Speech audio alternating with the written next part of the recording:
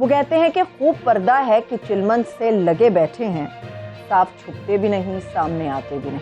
ये पता चला है कि हमारा मुल्क एक जबरदस्त तरीके से तरक्की कर रहा है। डिफॉल्ट तुम किए हुए हो, तुम भीख मांगते फिरो, दरवाजे दरवाजे पे जाकर हमें बचा लो, हमें अल्लाह का वास्ता बचा लो। सऊदी अरब के पास जाते हैं वो आपको ना कर देता है, चाइना के पास जाते हैं वो आपको ना कर देता है, किसी और से आप मांगने के काबिल नहीं रहेंगे। किससे आप मांगेंगे? हर एक से तो आप लड़े हुए हैं, हर एक से आपने भीख मांग चुके हैं, हर एक के साथ आपके तल्लुकात सही तरह इस्तवार नहीं।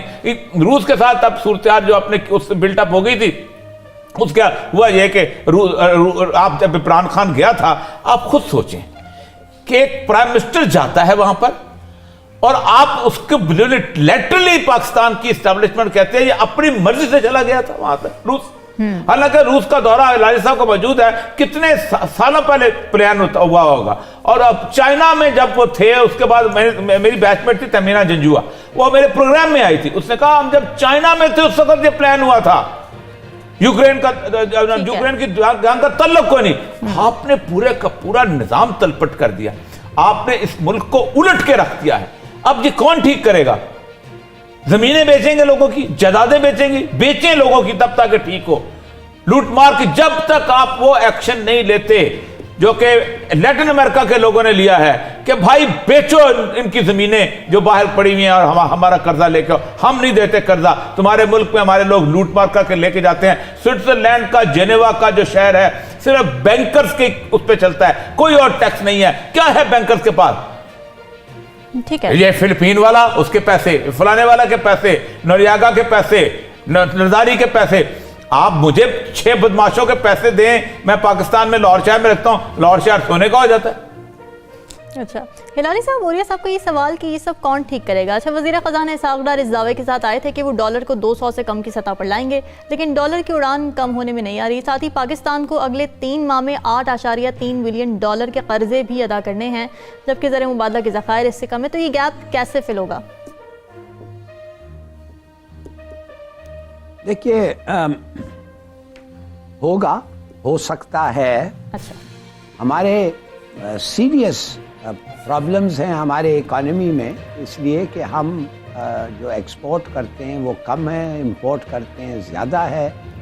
और इन मैनी वेज आज मैंने एक बड़ा ज़बरदस्त एक्सपोजे सुना था हमारे इकोनॉमी पर, उससे हमारा जो मुफ्ती इस्माइल से। अच्छा, वो वो बता रहा था कि what is wrong in the Pakistan economy और क्यों बांग्लादेश निकल गई है। और बेसिकली उसने कहा एजुकेशन।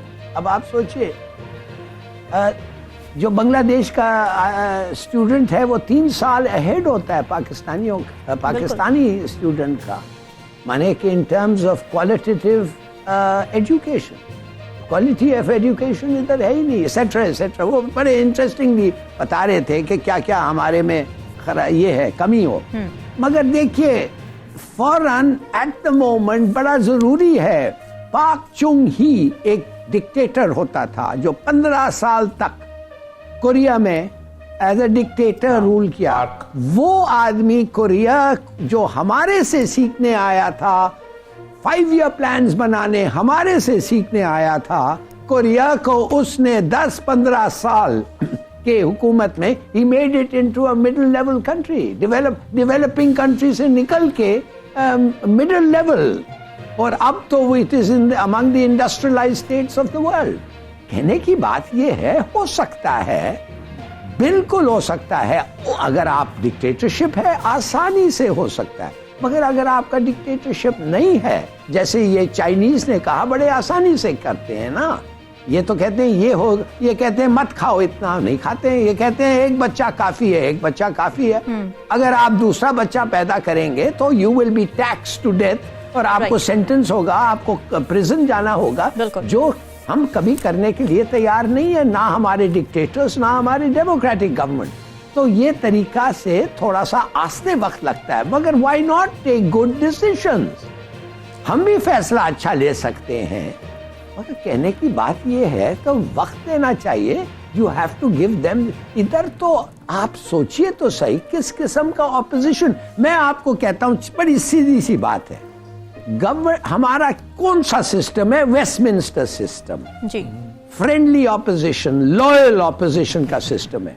अब पता है अफगानिस्तान एक, आप देखें, आपको आया होगा एक वीडियो जिसमें एक अफगान तालिबान कमांडर कह रहा है खुदा जाके देखें इन लोगों को कौन फतह करना चाहता है, इनके कर्जे इतने हैं कि हम दे ही नहीं सकेंगे अगर उनका जमीन हमारे हाथ में आ जाए। ये कह रहे हैं कि हमने ड्यूरैंड लाइन एक्सेप्ट नहीं किया। मैं आपको बताना चाहता हूं कि अब्दुर्रहमान ने कहा था ब्रिटिश को कि हमें एक बॉर्डर दो, और उन्होंने कहा ये लो तुम्हारे ये बॉर्डर।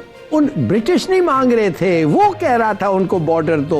ऑन दैट बेसिस ठीक है 100 साल के लिए दिया था, ठीक है 100 साल के बाद वो एक्सपायर हो गया, मगर अब तो वो ओपनली तालिबान तहरीक के तालिबान क्लेम करते हैं कि तक हमारा बाउंड्री है।